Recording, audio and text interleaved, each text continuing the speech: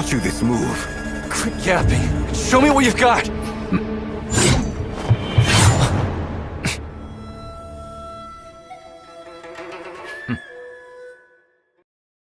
Yo, what is up guys? Gamerverse back again and here to do another video for you guys today, man. So today we are reviewing Where Winds Meet. Yes, the open world RPG slash story mode slash multiplayer game that just released a couple of weeks ago.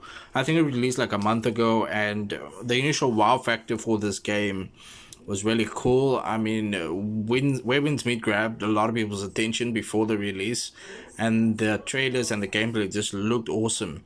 And I installed the game on my PC, and ultimately I completed the story, played a little bit of the multiplayer, and I'm here to make a video and a review on my experience.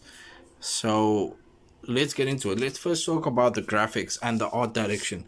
The world design in this game is very great. I must say that the world design looks amazing. The landscapes, it is just amazing. The lighting looks really cool. The character animations and the cinematic moments in the game look really cool, and it compares very well visually to other games that's similar like this, like Black Myth Wukong and Ghost of Tsushima, even Ghost of Yota.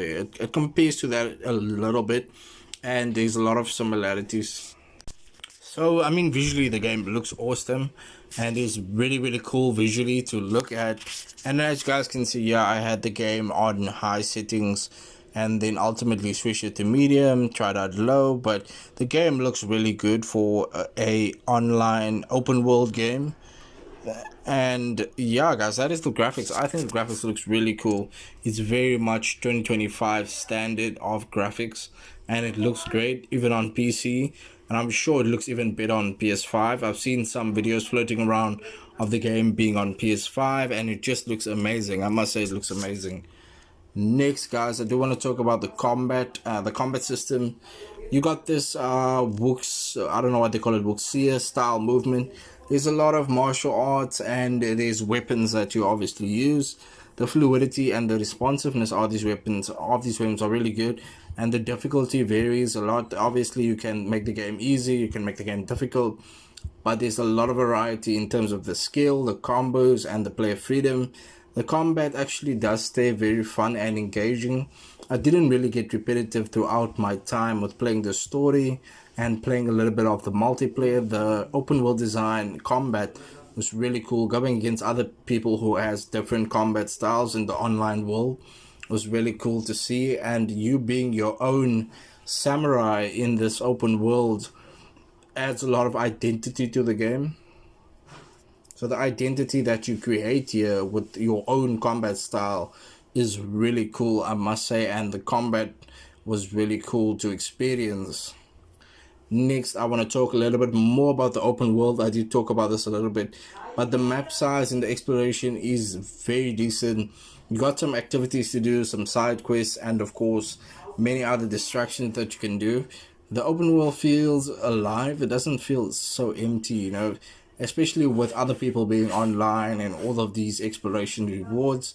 There's also a lot of things that you can checklist in terms of the content. And guys, that brings me to the story. The story is quite amazing, I must say. You play as a samurai on a quest, and I don't want to say too much about it, but it's very historical. There's a lot of themes of Wuxia and world building. The voice acting is really cool. The cool thing about the story is you actually create your own character on the screen. You can actually use pictures, and the game itself uses facial recognition scanning, and you can put your own face into the game. That was really cool. Unlike NBA 2K, where you have to use a phone, you can't use any pictures. With this game, you can actually just use a picture, and it is quite fast and quite simple. The dialogue quality in the game was good. You can also use your own voice in the game also. The character depth becomes really expansive when you can be able to use your own voice. I think that's really cool. And the story pushes you forward, and there's a lot of cool things that can slow you down, and you can really just take your time with the story. The story in total is about 3 hours, 4 hours, depending on how fast you play. But the 3 hours, I guess having a story for this game was just a plus, because the game was originally just meant to be a open world multiplayer game. There was not supposed to be any story, but they ended up making the story for people who were already looking forward to it. There's RPG systems in the game, and the progressions, like I mentioned, skills, upgrades, gear, and a lot of customization. There's a customization pool where people upload their designs and characters, and you can choose a lot of these with the player choice and the playstyle variety. Progression pacing is really cool, and there is obviously pay to win. You can pay and buy particular skins and things like that. But you can grind as well. You can go ahead and grind and get this stuff without paying for it. But obviously that's a little bit slower than ultimately paying for the stuff. The performance and the technical state of the game, I think it is decent. But I experienced a little bit of crashes and optimization bugs. These texture issues. Guys, I am using a GTX 1660 Ti with 6 gigabytes of VRAM, and I ran the game. I got a steady like 50 to 60 frames per second on medium settings, but on high settings I got 30 to 40, and then ultimately on low the game still looked very awesome.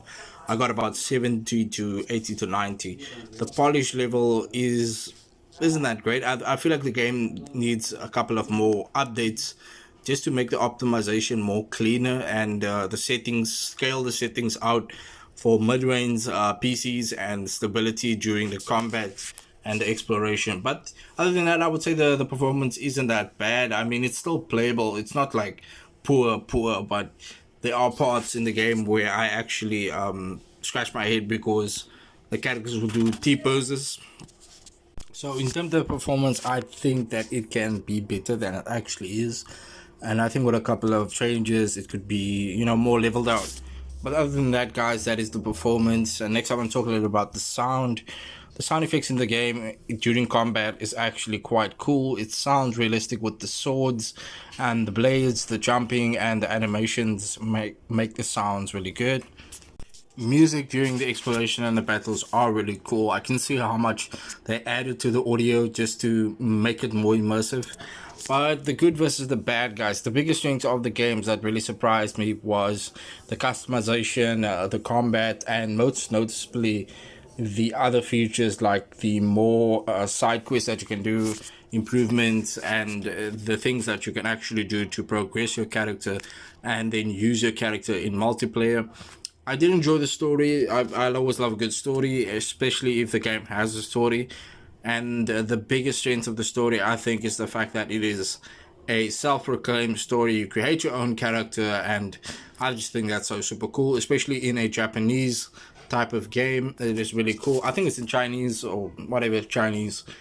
But yeah, features that need to be improved, I think it's just the scalability and the optimization for PC. And is it actually good? Does the gameplay live up to the visuals? I think the gameplay is good. It just deserves a little bit more polish on the optimization.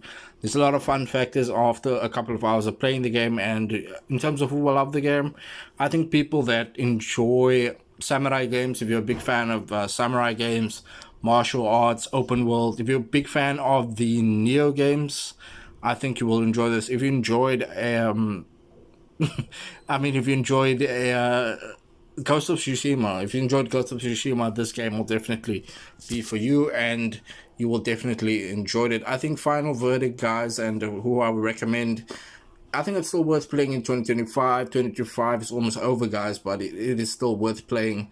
The game just released, so it is basically a 2026 game. People are still going to play it as we are in the last month of December. The last month of the year. You can actually get it now for free on Steam. All you have to do is have a Steam account, and you can play the game for free. My personal score for this game, I think I'm giving this game a solid 7.5 out of 10. Optional, view engagement. You guys can just let me know what you thought about the game. Let me know if you're planning to play it. Let me know if you have played it and what do you think about it after seeing the gameplay. If you have played it, about you guys. And of course, guys, I will then see you guys in another video. I enjoyed this game. Let me know if you are going to enjoy it too. If you're planning to, if you have enjoyed it, just let me know. Please leave a like on this video. Also subscribe to my channel for some more awesome content like this. And of course, guys, I have been Gamerverse, and I will see you guys in another video.